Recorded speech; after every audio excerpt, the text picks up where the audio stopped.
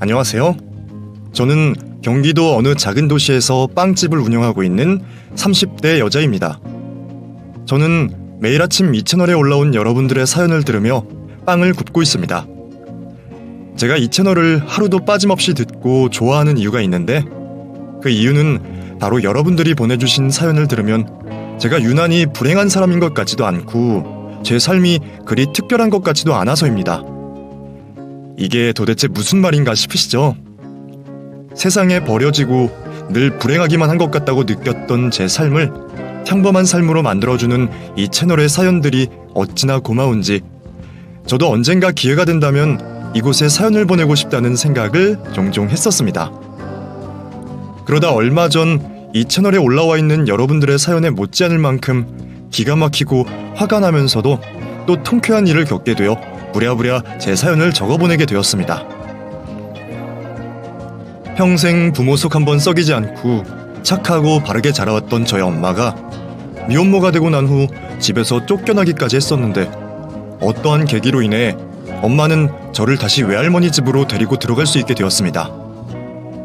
그렇게 저는 엄마와 할머니 그리고 외삼촌의 사랑을 듬뿍 받아 아빠의 빈자리를 느끼지 못하고 지낼 수 있게 되었습니다.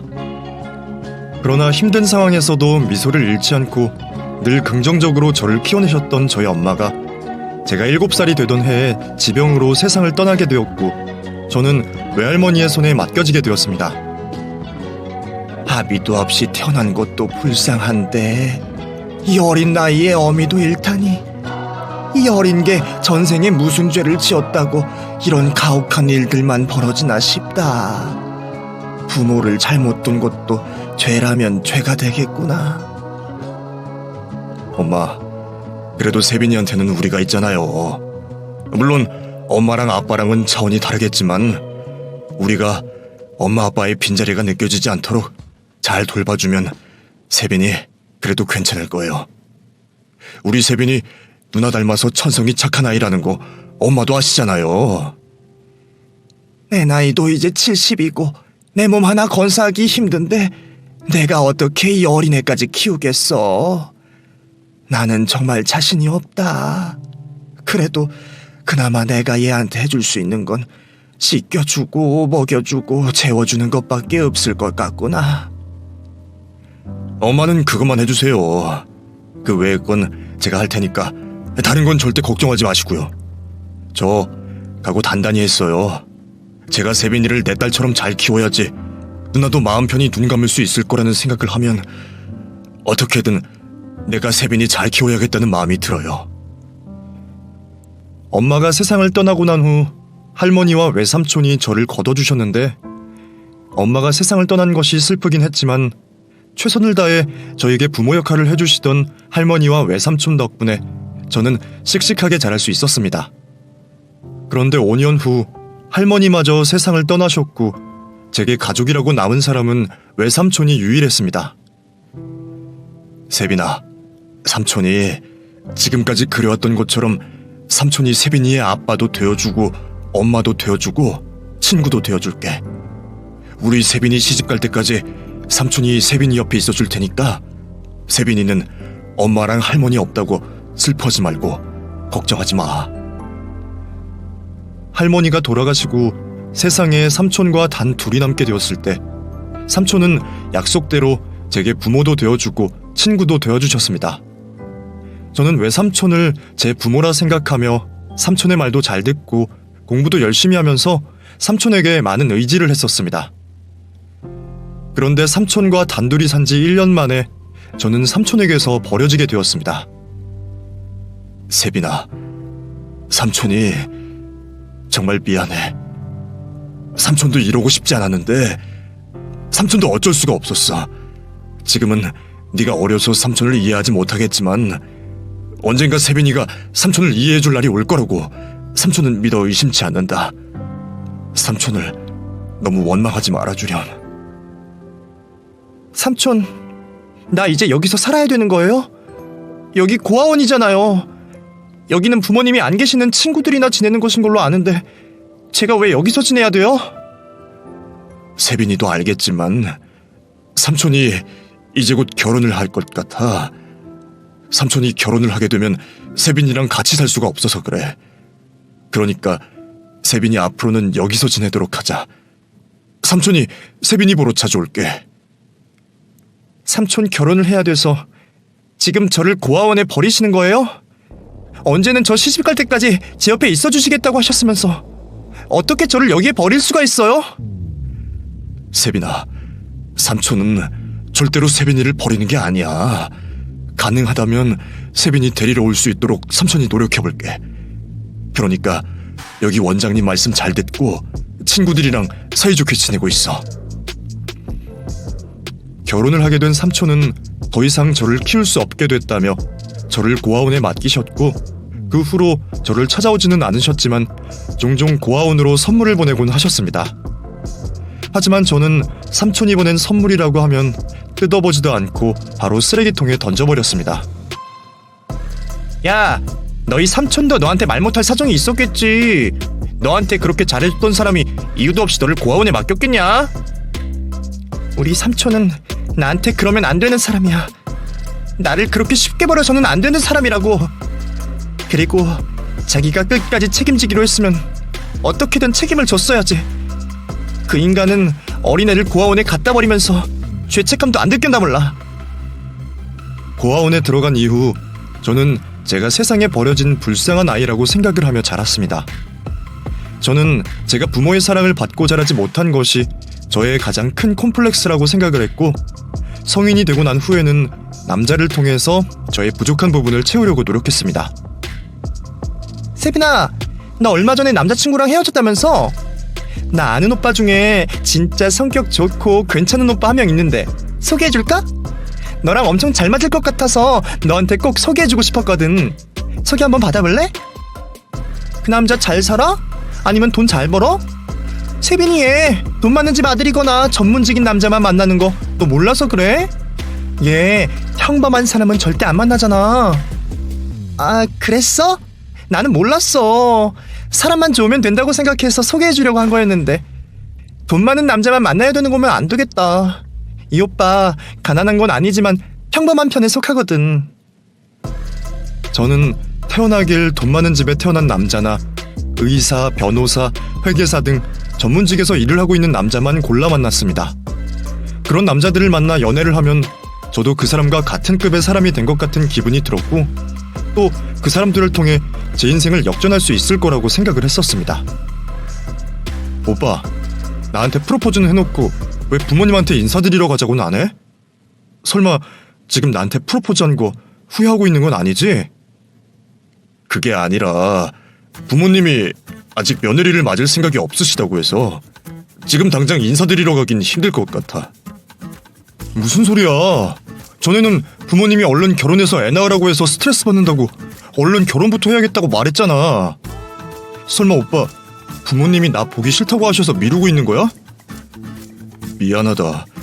사실 두 분한테 네 이야기를 하긴 했는데 두 분은 본인들이 원하는 며느리를 맡고 싶다고 하시는 중이셔서 우리 결혼 준비하고 있는 건 일단 다 취소해야 될 것 같아. 그래도 너무 걱정하지 마. 내가 어떻게든 두 분 잘 설득시켜볼게. 25살일 때 저는 결혼을 할 뻔하긴 했었습니다. 돈이 많은 집안의 아들이기도 했고 100억대 매출을 내는 화장품 회사 대표이기도 했던 남자와 말이죠. 하지만 남자친구의 부모님이 고아에다가 제대로 된 직업도 없는 저를 며느리로 드릴 수 없다고 해서 저희는 결국 파혼을 하고 말았습니다. 정확히 말하면 제가 파혼을 당한 것이었죠. 세빈아, 너 남자친구랑 헤어졌다면서? 프로포즈까지 받았다고 하길래 결혼도 당연히 하는 줄 알았는데 이게 무슨 일이니?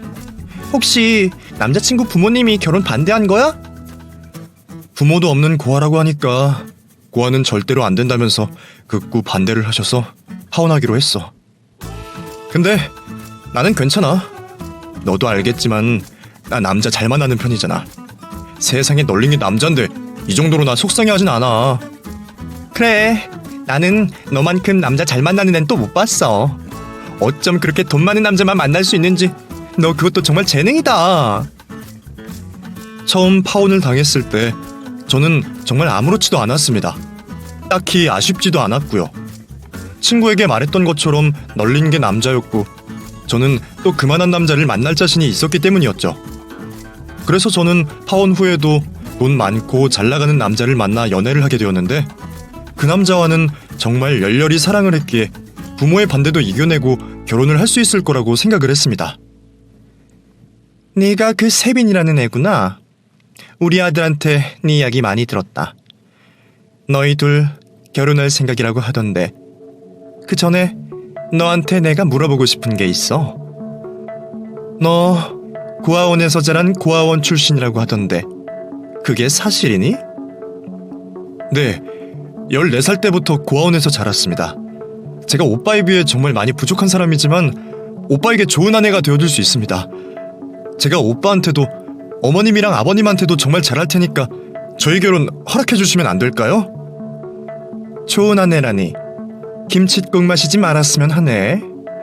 나는 너희들 결혼 허락해줄 생각이 추워도 없다. 너도 참 애가 왜 이렇게 생각이 없니? 너 같은 고아원 출신의 애가 우리 집안에 시집 오는 게 가능할 거라고 생각한 거니? 내가 볼 때 너 돈 좀 있는 남자 꼬셔서 팔자 고쳐보려고 하는 것 같은데 내가 그렇게 되도록 가만히 둘 것 같아? 그래도 그때 당시의 남자친구는 직전에 만나던 남자친구와는 달리 자신의 부모가 결혼 반대하는 것에 대해 크게 화를 냈고 또 저에게 걱정 말라며 안심을 시켜주기도 했었습니다. 세빈아, 걱정하지 마. 내가 어떻게 해서든 우리 부모님 마음 돌릴 수 있도록 해볼게. 부모님이 죽어도 안 된다고 하시면 내가 집을 뛰쳐나와서라도 너랑 결혼할 테니까 나만 믿고 조금만 기다려줘. 본의 아니게 너에게 상처를 줘서 정말 미안해. 오빠 자신 있어? 부모님이 나랑 결혼하면 재산이고 뭐고 아무것도 물려주지 않겠다고 하면 어떡할 거야? 그래도 괜찮아? 당연하지. 너도 알겠지만 나 부모님 없이도 잘 먹고 잘 살 수 있는 직업을 가졌잖아. 그러니까 너무 걱정하지 마. 자식 이기는 부모 없다는 걸 내가 보여줄게. 자신만 믿으라며 어떻게든 저와 결혼을 하겠다고 호언장담을 하던 남자친구는 1년 가까이 저 때문에 부모님과 싸우다 본인도 지친 건지 결국엔 저에게 먼저 이별을 통보했습니다. 세빈아, 미안하다. 어떻게든 부모님 마음 설득시켜보려고 했는데 그게 내 마음처럼 쉽지가 않더라. 그렇다고 부모님이랑 연을 끊으면서까지 너랑 결혼할 자신도 없었어. 우리 이제 각자의 길을 가도록 하자. 언제는 나보고 부모님이랑 연을 끊어서라도 나랑 결혼하겠다고 하더니 이제 와서 왜 마음이 바뀐 거야? 돈 없는 여자 선택하느니 돈 많은 부모님 선택하는 게 더 나을지도 모른다고 판단한 거야? 돈을 떠나서 천륜을 끊는 게 쉬운 일이 절대 아니야. 너는 부모님이 없어서 모르겠지만 평생 부모님 도움받고 평생 부모님의 사랑을 받고 자라온 나 같은 사람은 그게 쉽지 않다고. 나 우리 부모님이랑 연 끊는 짓까진 못하겠어. 지금 말 다 했어? 그래도 너는 좀 다를 줄 알았는데 너도 똑같은 인간이었구나. 나도 너같이 사람들한테 쉽게 상처 주는 인간이랑 결혼하고 싶지 않으니까 당장 내 눈앞에서 꺼져. 어디 평생 네 부모 그늘 밑에서 꼭두가시처럼 잘 먹고 잘 살아봐. 두 번째 파혼을 당하고 난 후 저는 계획을 바꿔 저를 좋아하는 어른들의 자녀를 공략해보기로 했습니다. 당시 제가 피부관리실에서 일을 하고 있었는데 저희 피부관리실에 자주 오던 부자 모자가 하나 있었습니다. 그 어머님은 저를 딸처럼 여겨주시고 엄청 예뻐해 주셨는데 저는 그 어머님의 아들을 사적으로 연락해 꼬셨고 그렇게 연애를 시작하게 됐습니다. 우리 아들이랑 만나고 있다는 이야기 들었어요. 이건 별거 아니고 일하면서 당 충전하라고 사온 디저트니까 이거 먹으면서 일해요. 그나저나 우리 아들이 잘해줘요? 우리 아들 성격이 좋아서 자기 여자한테는 엄청 잘해줄 텐데. 네, 맞아요. 오빠 정말 잘해줘요. 세상에 이렇게 다정하고 착한 사람이 있나 싶을 정도로 너무 잘해줘서 요즘 매일이 행복해요. 어머님이 이렇게 좋으신 분이셔서 오빠가 다정하고 착한 사람인 것 같다는 생각이 들어요. 정말 감사합니다, 어머님. 내 덕분은 아니고 걔가 원래 천성이 착했어요. 어쨌든 우리 아들이랑 싸우지 말고 사이좋게 잘 만나봐요. 그리고 우리 아들이 속썩이고 그러면 나한테 바로 말해요. 내가 대신 혼내줄 테니까. 제가 일부러 공약을 하고 만난 남자친구의 엄마는 저희 연애 소식을 들으시고는 잘 만나보라고 응원을 해주시고 제가 일하는 피부관리실에 올 때마다 저를 위한 선물을 사들고 와주셨습니다. 그래서 저는 이 사람과의 결혼은 별탈 없이 수월하게 할 수 있겠다 싶었는데 그건 저의 크나큰 착각이었습니다.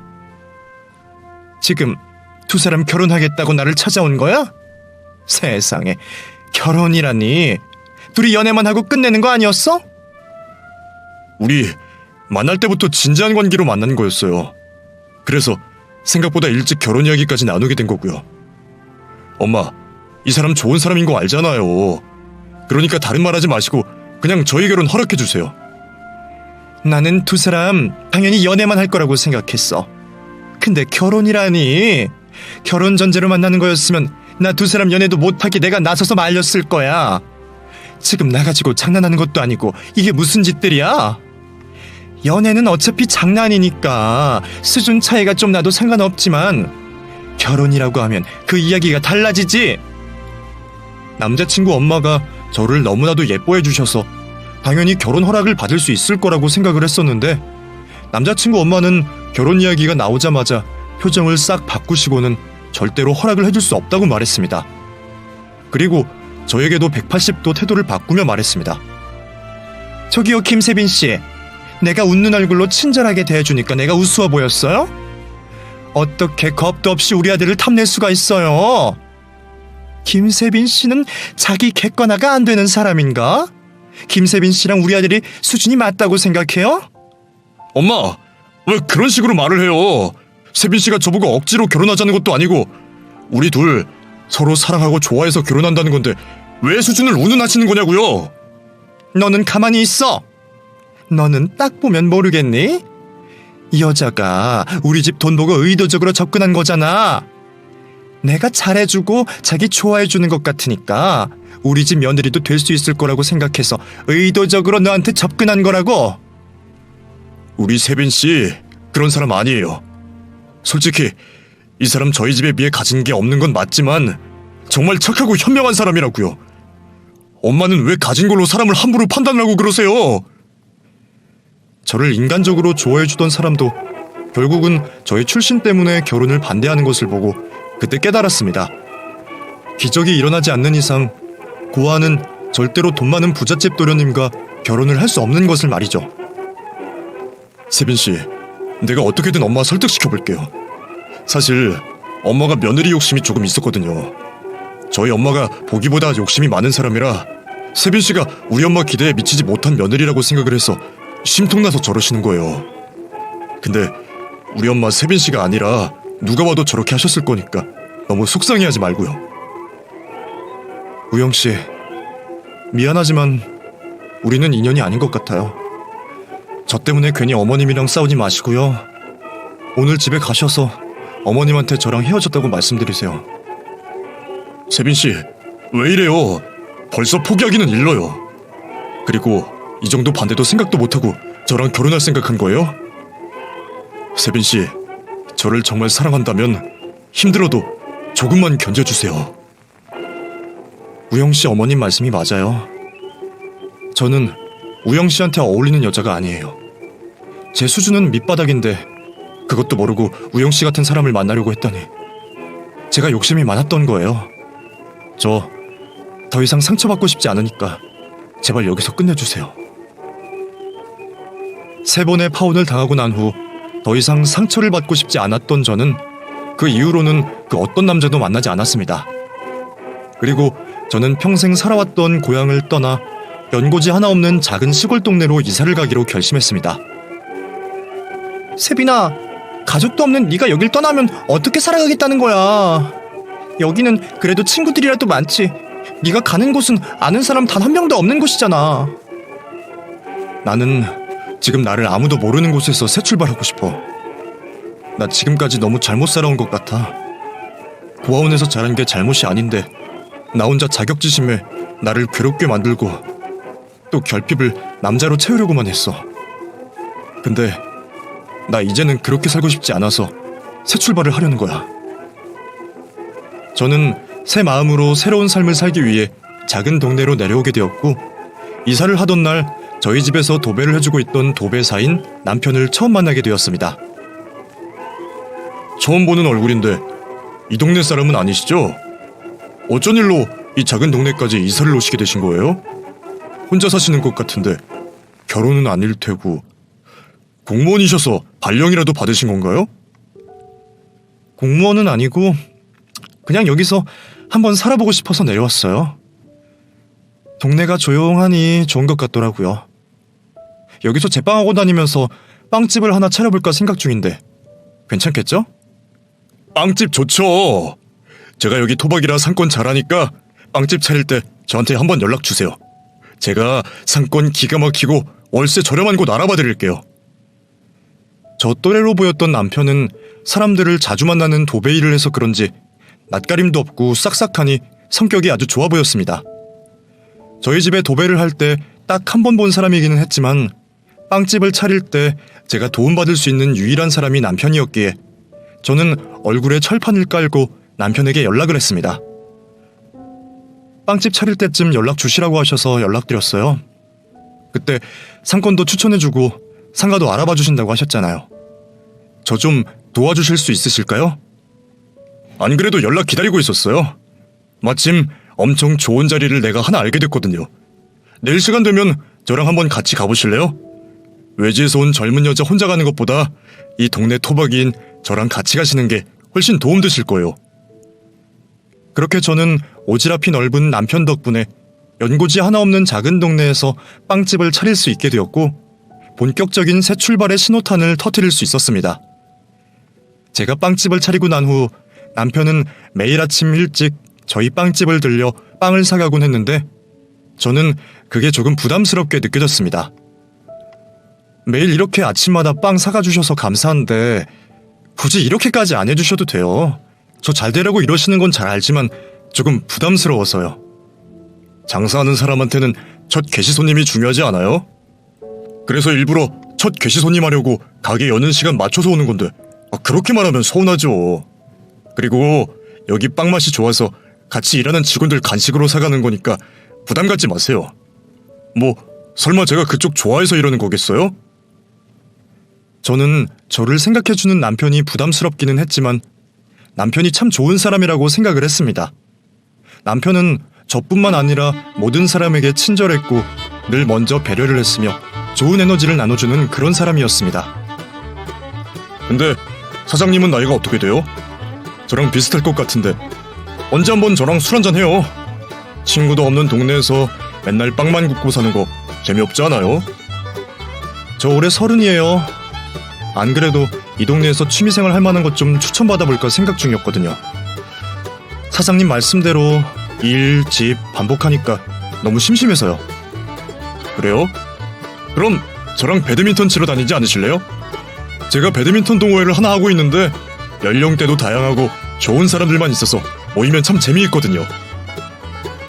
제게 먼저 손을 내밀어준 남편 덕분에 저는 가족도 친구도 하나 없는 곳으로 내려와서도 외롭지 않은 생활을 할 수 있게 되었습니다. 빵집 사장님, 우리 기영이 어떻게 생각해요? 이렇게 보니까 둘이 잘 어울려서 엮어주고 싶은데 그래도 빵집 사장님 마음이 제일 중요한 것 같아서 물어보는데 우리 기영이 괜찮게 생각하고 있다면 한번 만나봐요. 저는 기영씨 좋게 생각하고 있어요. 나이도 어린데 성실하고 어른들한테도 잘하고 성격도 너무 좋고 배울 점이 많은 사람인 것 같아서요. 근데 남자친구로서는 진지하게 생각해본 적 없는 것 같네요. 이제부터라도 생각해보면 되죠. 우리 기영이랑 한번 잘해봐요. 우리 기영이 신랑감으로도 훌륭한 남자고 기영이랑 결혼하면 평생 먹고 살 걱정은 안 해도 될 거예요. 그리고 기영이 저놈 보기보다 엄청 순해 보거든요. 돈 많은 남자만 찾아다니던 제가 평범한 남자를 만날 수 있을까라는 의구심을 가졌는데 남편을 만나고 난 후 저는 제가 진정으로 원하는 제 이상형이 무엇인지 깨달을 수 있게 되었습니다. 결국 저는 진정한 제 이상형에 들어맞는 마음이 건강한 남편에게 반해 처음으로 평범한 남자와 연애를 시작하게 되었습니다. 저는 세빈 씨가 우리 기영이랑 꼭 결혼해줬으면 좋겠어요. 제가 기영이 초등학교 때부터 친구라서 하는 말이 아니라 우리 기영이 진짜 괜찮은 애거든요. 저한테 여동생이 있었다면 무조건 기영이한테 시집 보냈을 거예요. 그 정도로 기영이 정말 좋은 사람이에요. 아마 우리 동네에서 기영이 사윗감으로 탐내는 어른들 엄청 많을걸요? 기영이 생긴 건 좀 순박해 보여도 이 동네 여자들한테도 인기 엄청 많아요. 기영이 소개해달라는 여자가 한둘이 아니더라고요.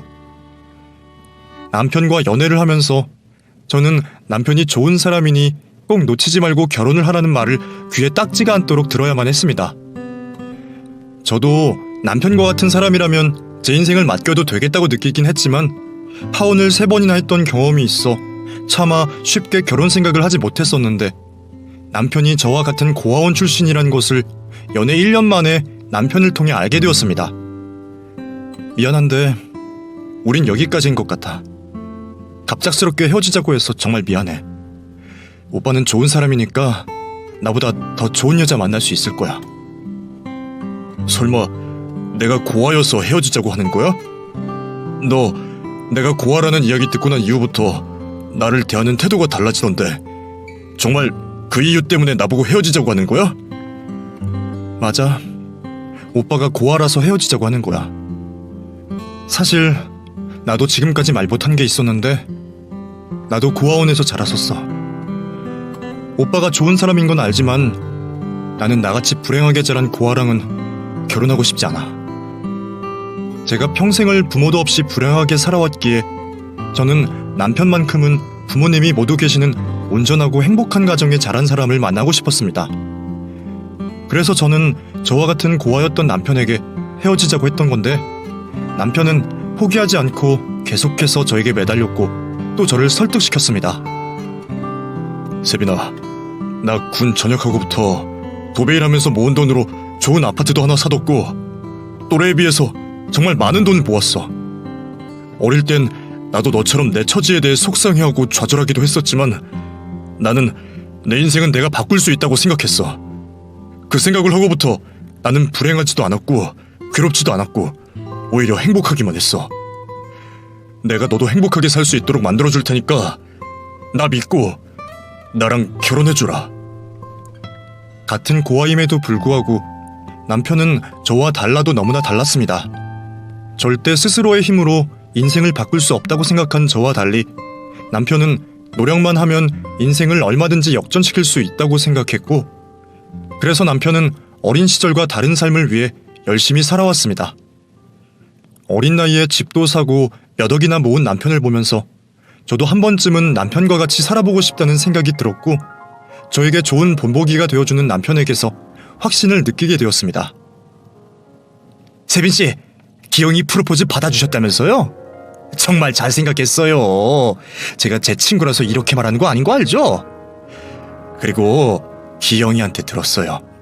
세빈씨도 고아원에서 자랐다고요. 저는 두 사람이 정말 대단하고 존경스럽다고 생각해요. 그리고 저는 두 사람이 결혼하면 지금보다 더 잘 살 거라고 생각하고 또 그렇게 살 수 있길 늘 응원할 테니까 우리 기영이랑 잘 살아주세요. 오빠가 정말 좋은 사람인 건 맞나 봐요. 오빠 친구부터 시작해서 오빠를 잘 알지 못하는 사람들까지 다 오빠 칭찬뿐이더라고요. 저는 제가 정말 불행한 사람이고 평생 죽을 때까지 불행하게 살 거라고 생각했는데 오빠 만나면서 생각이 많이 바뀌었어요. 저도 오빠처럼 행복하게 열심히 잘 살 수 있을 것 같아요. 남편과 저는 아는 사람들의 축복 속에서 결혼식을 올릴 수 있었고 결혼 후 많은 이들의 응원을 받을 수 있었습니다. 그리고 감사하게도 저희는 결혼을 하자마자 아이를 가질 수 있었는데 남편의 인복 덕분에 친정 식구 하나 없는 저였지만 저는 많은 분들의 도움을 받아 아이도 무사히 출산을 할 수 있었습니다. 딸아이가 태어난 후 제게 남아있던 작은 근심과 걱정들도 남김없이 사라지게 되었고 남편과 더 화목한 가정이 될 수 있기 위해 매일 열심히 최선을 다해 살아갔습니다. 치열하지만 평화롭기만 하던 날만 지속되던 어느 날이었습니다. 딸아이를 데리고 남편과 오랜만에 외식을 하러 갔는데 그곳에서 누군가가 남편에게 반갑게 인사를 건넸습니다. 이야, 최규영. 오랜만이다. 너 장가 갔다는 이야기 들었는데 정말 장가를 가긴 갔구나. 거기다 애까지 낳았어? 너 진짜 많이 컸다. 오랜만이다. 나도 애들 통해서 너 경찰 됐다는 소식 들었어. 고생 많이 했었는데 정말 축하한다. 근데 여긴 어쩐 일이야? 나 여기로 발령받았거든. 앞으로 여기서 지낼 것 같아? 근데 너 장가 갈 돈은 모아두고 장가 간 거냐? 돈도 없는데 막 지른 건 아니지? 내 소식을 제대로 못 들었나 보네. 나 애들 중에서 돈 제일 많이 버는 거 몰랐어? 나 집도 있고 차도 있고 지금 상가도 하나 살 계획 중이야. 똑똑하기로 유명했던 내가 설마 무책임하게 돈도 없이 결혼을 했겠어? 남편의 고등학교 동창이라는 사람은 오랜만에 본다는 남편을 보자마자 비아냥거리고 무시하는 태도를 보였고 저는 그 사람이 너무나도 불쾌하게 느껴졌습니다. 그래도 남편의 친구이니 최대한 티를 내지 않으려고 했는데 대뜸 저에게 무슨 일을 하냐고 물어보았습니다. 근데 무슨 일 하시는 분이세요? 얼굴 보니까 여기 사람은 아닌 것 같은데 공무원이세요? 공무원이 아닌 이상은 외지인들이 여기 올 일이 없거든요. 저 사거리 주유소 앞에서 빵집 운영하고 있어요. 여기 사람은 아니고 동네가 좋아 보여서 혼자 내려왔다가 이 사람 만나서 같이 살고 있는 중이에요. 아이고, 이 자식의 꼬임에 넘어가신 피해자분이시군요. 얘가 어렸을 때부터 여자를 참 잘 꼬시긴 했죠. 어쨌든 오늘 만나서 반가웠습니다. 다음에 또 뵀으면 하네요. 남편은 남편의 동창이 어렸을 때부터 자기보다 약하거나 약점이 있는 친구들을 놀리고 괴롭히는 재미로 사는 사람이었다고 말했습니다. 그래서 고아원에서 자란 남편은 항상 그 친구의 단골 놀림거리였다고 말해주었죠. 보니까 사람을 무시해도 아주 더럽게 무시하던데 당신 앞으로 그 인간 만나면 인사도 하지 마. 동네가 좁아서 안 볼래야 안 볼 수 없을 텐데 어떡해. 그래도 최대한 엮이지 않도록 노력해볼게. 남편의 고등학교 동창을 만나고 난 후에도 한동안 기분이 찝찝하고 좋지 않았는데 남편의 고등학교 동창이 저의 빵집으로 찾아왔습니다. 여기서 빵집 하신다길래 좀 팔아드리려고 왔어요. 우리 경찰서에 같이 일하는 동료들 사줄 빵 좀 사가려고 하는데 맛있는 빵으로 담아주세요. 남편의 고등학교 동창을 보자마자 기분이 나빠지기는 했지만 좋은 의도로 저희 가게에 온 것 같아 애써 웃으며 고객으로서 끝까지 친절하게 응대를 해주었습니다. 그런데 남편의 친구가 계산을 끝내고 난 후 저에게 이런 질문을 던졌습니다. 근데 기영이 걔 고아인 건 알고 결혼하셨어요? 걔가 재수씨한테도 고아인 거 연애 초부터 말하던가요? 설마 아직까지도 기영이 걔 고아원에서 자란 거 모르시는 건 아니죠? 아니다. 결혼까지 해서 애까지 낳고 사는 중인데 그걸 모를 리는 없겠죠. 결혼하기 전부터 알고 있었어요. 근데 왜 그런 질문을 하시는 거예요? 무슨 의도로 저한테 그런 질문을 하신 건지 궁금하네요. 기영이 걔가 워낙 거짓말을 잘하니까 재수씨가 걱정이 돼서 제가 오지랖을 좀 부렸네요. 그리고 제 직업이 경찰이라 그런지 사람들한테 조사대 캐묻는 직업병을 가지고 있거든요. 그러시구나. 근데 저는 그쪽이 다른 의도를 가지고 질문하신 것 같이 느껴지네요. 그리고 모르시고 계신 것 같아서 하는 말인데 저도 고아라 그 사람이 고아인 게 저한테 크게 문제될 건 없거든요. 남편과 같이 저도 고아 출신이라고 하자 남편 고등학교 동창은 얼굴을 심하게 구겼습니다. 그리고는 어이없다는 듯 실소를 터뜨리더니 인사도 건네지 않고 가게에서 나가버렸죠. 그 후로 동네 오다 가다 몇 번 마주치곤 했는데 남편의 동창은 뻔뻔하게 가식적인 웃음을 보이며 항상 이렇게 말했습니다. 기영아, 재수씨, 언제 한번 집으로 초대 좀 해줘. 나 너네 집 구경 한번 가보고 싶다 야. 결혼도 했는데 애들 불러서 집들이 한번 해야 하지 않겠어? 집들이 이미 했어. 그리고 지금은 내가 일이 바빠서 안 될 것 같고 나중에 시간 되면 그때 초대해줄게. 야, 내가 없는 집들이가 무슨 집들이냐? 내가 애들 데리고 갈 테니까 집들이 준비해놔. 재수씨, 맛있는 거 많이 준비 부탁드릴게요. 만날 때마다 집들이 타령을 하던 남편 동창은 안 된다는 저희의 말을 귓등으로도 듣지 않고 결국 말도 없이 친구들을 데리고 저희 집으로 쳐들어왔습니다.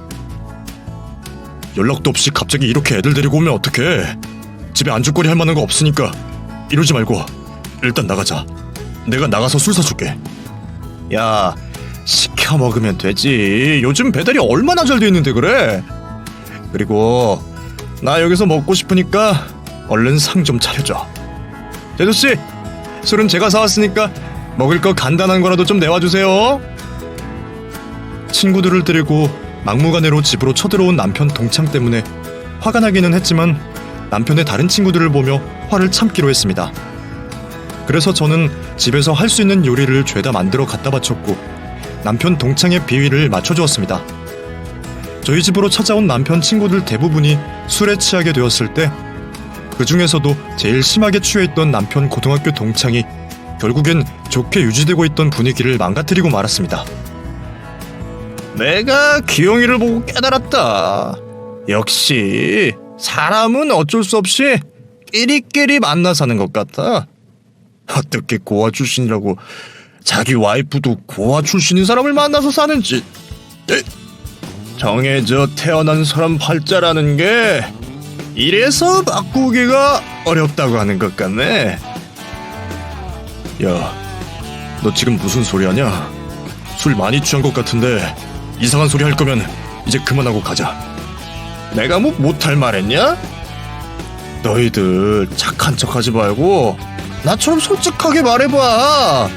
너희도 기영이 이 자식 꼭 지 같은 거 만나서 결혼할 거라고 생각했잖아. 솔직히 고아가 아무리 배우자를 잘 만나봐야 얼마나 잘 만나겠어.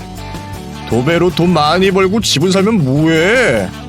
고아에서 벗어나질 못하는데. 그래도 이왕 이렇게 고아끼리 만나서 살기로 한 거 열심히 잘 살아봐라 기영아. 내가 도와줄 수 있는 선에서 최대한 도와줄게. 남편 동창의 말에 남편이 발끈했고 순식간에 분위기가 험악해지자 저는 소란을 부리고 싶지 않아 제 나름대로 그 분위기를 풀어보려고 노력했습니다. 다들 술 많이 취하신 것 같은데 마지막 한잔하고 일어나는 걸로 해요. 저도 내일 일찍 가게 문 열어야 돼서 얼른 정리하고 자야 되거든요. 마지막 잔이니까 마지막 술잔은 제가 채워드리는 걸로 할게요. 남편 친구들을 쫓아내기 위해 남편 친구들 술잔에 술을 채워주고 있는데 남편 고등학교 동창이 저를 보고 기분이 나쁠 정도로 웃어 보이더니 저를 술집 여자 취급하는 성희롱 발언을 시전했습니다. 사실 남자들끼리 술 마시면 꿀 담은 술이라도 맛이 없거든. 근데 이렇게 여자가 하나라도 있으면 똥술을 마셔도 꿀맛이 나게 돼 있다니까. 내 친구 와이프지만 그래도 여자라고 치마들은 여자가 술 따라주니까 술맛이 좋네. 남편의 고등학교 동창의 말이 끝나기 무섭게 남편의 주먹이 날아갔고 순식간에 그 자리는 아수라장이 되고 말았습니다. 야 최규야, 너 지금 나 때렸냐? 너 내가 누군지 알고 나를 때려? 나 경찰이야, 경찰. 지금 당장이라도 너 경찰서에 쳐 집어넣을 수 있는 경찰이라고. 지금 내 손에 수갑이 있었으면 너 바로 수갑 찼어. 야 이 새끼야, 사람이 참는데도 한계가 있어. 건드릴 게 없어서 감히 내 와이프를 건드려? 너 이 새끼, 내가 걷지도 못하게 다리 분질러 버릴 거니까 당장 이리 와. 네가 내 다리 분지르기 전에 내가 너 깜빵에 쳐넣을 거니까 너 딱 기다려. 내가 고아인 네 와이프 남편까지 잃고 혼자 애 키우게 만들어버릴 거니까 그렇게 하려고. 너 때문에 네 와이프 팔자 조지게 됐다 야. 저에게 성희롱한 것도 모자라 남편과 저에게 말끝마다 고아거리는 남편의 동창을 보고 결국 폭발해버려 남편 동창의 정강이를 걷어차며 말했습니다. 우리 남편을 깜빵에 쳐넣겠다고? 나야말로 네가 우리 남편 깜빵에 쳐넣기 전에 너 경찰 관두게 만들 거야. 네가 뭔데 내 남편을 깜빵에 넣는데? 네가 우리 가족을 건드리고도 무사할 줄 알아? 무식한 것들끼리 만나니까 아주 개판이구만. 부모한테 버려준 주제에 네가 뭔데 나대. 고아들끼리 열심히 살아보겠다고 아등바등하는 꼴이 참 안타깝고 우습네. 남편의 동창은 끝까지 고아인 남편과 저를 무시했고 저에게 피 섞인 침을 뱉은 뒤 집으로 돌아갔습니다. 다음날 남편은 웬만하면 집에서 쉬라고 했지만 저는 빵집 가게 문을 닫고 남편 동창이 일하고 있다는 경찰서로 달려갔습니다. 경찰서 건물 입구에 제가 서 있자 출근을 하던 남편의 동창은 놀란 눈을 하고 제게 달려왔습니다. 여기가 어디라고 여기까지 쫓아왔어요? 어제 일은 어제 일로 끝내시라고요. 저도 그렇고 규영이도 그렇고 술에 취해서 생긴 일인데 왜 일을 크게 만들려고 하세요? 그리고 여자가 어디 겁도 없이 여기로 왔어요. 규영이가 어제 저 때린 거 그냥 용서해 줄 테니까 돌아가세요. 내가 어제 말했잖아. 너 경찰 그만두게 만들어버릴 거라고. 나 절대로 그냥 못 넘어가고 당장 경찰서장 불러서 너 잘라버리라고 말할 거야. 그러니까 너 경찰서장 나올 때까지 여기서 기다려. 경찰서장이 재수씨 친구예요. 괜히 사람 곤란하게 만들지 말고 돌아가시라고요. 남의 직장에서 무슨 행패예요? 남편 동창은 저를 쫓아내려고 안간힘을 썼지만 저는 휴대폰을 꺼내들어 경찰서장에게 직통으로 전화를 걸어버렸습니다. 저 세빈이에요. 지금 경찰서 앞인데 잠시만 내려와 주실 수 있어요? 많이 급한 거니까 1분 이내로 당장 내려와 주세요. 진짜 우리 서장님한테 전화 걸었어요? 지금쯤 돌리시는 거죠? 재수씨가 우리 서장님 번호를 알 리가 없잖아요. 남편 동창은 끝까지 믿지 않았지만 정확히 1분 후 경찰서장이 허겁지겁 제가 있는 곳으로 달려나왔습니다. 그러자 남편 동창의 면상은 새파랗게 질리기 시작했고 저는 경찰서장에게 말했습니다. 삼촌, 이 인간이 저한테 성희롱을 했는데 이거 어디다 신고하면 돼요? 이 인간 제 남편 고등학교 동창이거든요? 근데 어제 우리 집에서 술 먹겠다고 쳐들어오더니 저보고 여자가 술 따라줘서 술맛 좋다고 하던데 이거 성희롱으로 신고할 수 있는 거 맞죠? 경찰서장에게 제가 삼촌이라고 부르자 남편 동창의 얼굴은 새파랗다 못해 썩어가고 있는 게 아닌가라는 의심이 들 정도로 낯빛이 어두워졌습니다. 사실 제가 부른 경찰서장은 제가 연을 끊고 살았던 저희 외삼촌이었습니다. 경찰이었던 외삼촌이 경찰서장이 되고 우연찮게 제가 살던 곳으로 내려오게 되었는데 저희 빵집에 빵을 사러 온 삼촌과 마주쳐 서로의 존재를 알게 된 것이었습니다. 그 일로 남편은 제게 외삼촌이 존재했다는 걸 처음 알게 되었고 어쩌다 삼촌과 남처럼 지내게 되었는지 물어보았습니다. 사실 우리 엄마 삼촌 때문에 돌아가셨어. 엄마가 삼촌한테 신장 이식을 해주셨거든. 그 일로 삼촌은 건강을 되찾았고 엄마는 건강을 잃으셨어. 그렇게 엄마가 돌아가시고 난 후에 삼촌이 엄마 때문에 목숨을 부지했으니 나에게 부모가 되어주겠다고 약속을 했던 거야. 근데 외숙모 될 사람이랑 처가해서 내가 있으면 결혼 허락을 못 해준다고 해서 날 고아원에 가져다 버린 거였지. 그래서 외삼촌이랑 연을 끊고 살았던 거였구나. 나한테 말 안 할 만 했었네. 그래도 이번엔 삼촌이 도와주신 건 정말 고마운 일이다. 삼촌은 나를 고아원에 버리고 난 이후부터 나한테 절절 매고 살았어. 자기가 죽을 죄를 지었다고 생각하고 계셨거든. 안 그래도 나한테 평생 죄책감 느끼면서 살고 있는데 그런 조카가 성희롱 당했다고 도와달라는데 가만히 있을 수 있겠어? 나한테 미안한 것도 많고 이 기회로 나랑 관계를 회복하고 싶어서라도 어떻게든 나를 도와주고 싶었겠지. 제가 삼촌을 죽을 만큼 미워하고 원망했던 이유는 삼촌이 저를 고아원에 버렸다는 이유 하나만으로 그런 것은 아니었습니다. 삼촌에게 신장 이식을 해준 엄마가 죽고 제가 고아가 된 것인데 결혼을 해야 된다는 이유 하나만으로 저를 버린 것을 용서할 수가 없었던 것이었죠. 어쨌든 경찰서장인 외삼촌 덕분에 남편의 동창은 징계를 받게 되었는데 알고 보니 남편의 동창은 지금까지 수많은 징계를 받았고 사고를 치지 말고 살라고 고향으로 발령을 받은 것이었다고 했습니다. 누적된 징계가 많다 보니 남편의 동창은 결국 경찰 일에서 잘리게 되었습니다.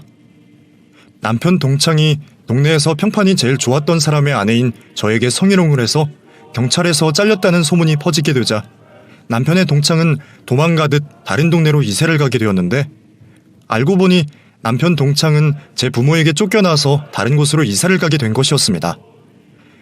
저는 남편의 동창 대신 남편 동창의 부모님에게로부터 사과를 받았고, 또 저희 외삼촌과 외숙모에게도 진정 어린 사과를 받을 수 있게 되었습니다. 물론 그래도 외삼촌과 외숙모와 좋은 가족 사이로 지낼 수는 없지만, 저는 이제 누군가를 죽도록 미워하고 원망하며 살지 않아도 되는 것에 감사하기로 했습니다. 외삼촌과도 좋게 마무리를 지었으니 앞으로 제 인생에 머리 아픈 큰 이벤트는 생기지 않았으면 합니다.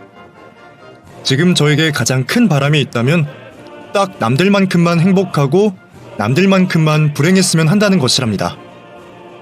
앞으로 살아가야 할 삶이 많이 남았고 한치 앞도 모르는 게 사람의 인생이라지만, 왠지 모르게 저는 제 남편이 제 곁에 있다면 앞으로 저도 남들과 같이 평범하게 살 수 있을 것 같다는 자신이 마구마구 생깁니다. 제가 다른 건 몰라도 남편 하나는 정말 잘 만났거든요. 그럼 남편 자랑을 끝으로 제 이야기는 여기서 마무리하겠습니다. 저의 긴 사연을 끝까지 들어주셔서 정말 감사합니다. 여러분 모두 복 받으세요.